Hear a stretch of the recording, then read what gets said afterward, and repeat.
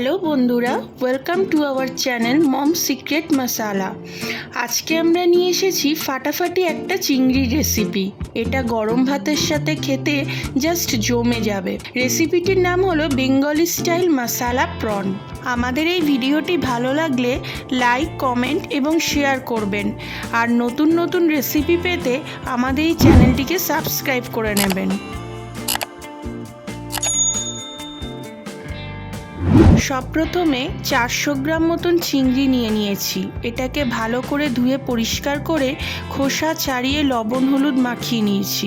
এরপর কড়াইতে তেল গরম করে একটু হলুদ দিয়ে চিংড়িগুলোকে ফ্রাই করে নিলাম। খুব বেশি ফ্রাই করব না, তাহলে চিংড়িগুলো শক্ত হয়ে যাবে।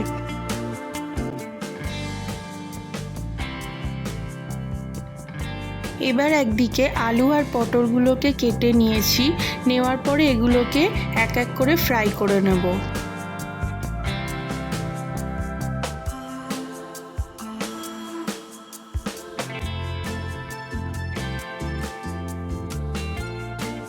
গরম তেলে এবার ফোড়ন হিসেবে আমরা দিয়ে দিলাম গোটা জিরে, দারচিনি, একটা শুকনো লঙ্কা, একটা তেজপাতা আর এলাচ।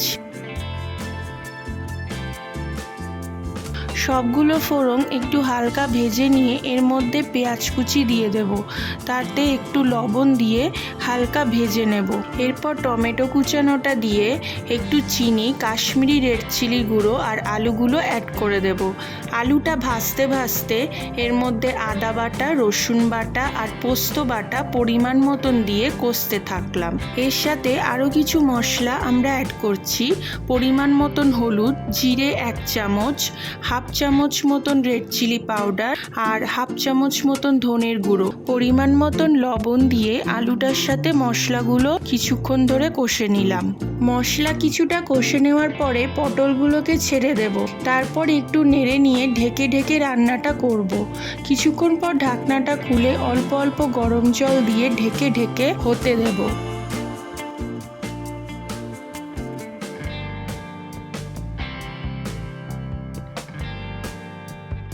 আলু পটলের সাথে মশলাটা কষা হয়ে গেলে নারকেলের দুধটা অ্যাড করে গ্যাসের ফ্লেমটা কমিয়ে দিয়ে ঢেকে ঢেকে এটা কষতে থাকবো।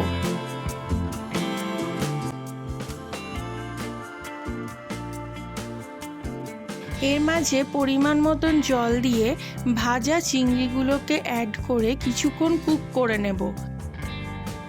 সব শেষে 2 চামচ মতন ঘি আর হাফ চামচ মতন গরম মশলা দিয়ে দিলাম। এরপর আমাদের বেঙ্গলি স্টাইল মশালা চিংড়ি একদম রেডি।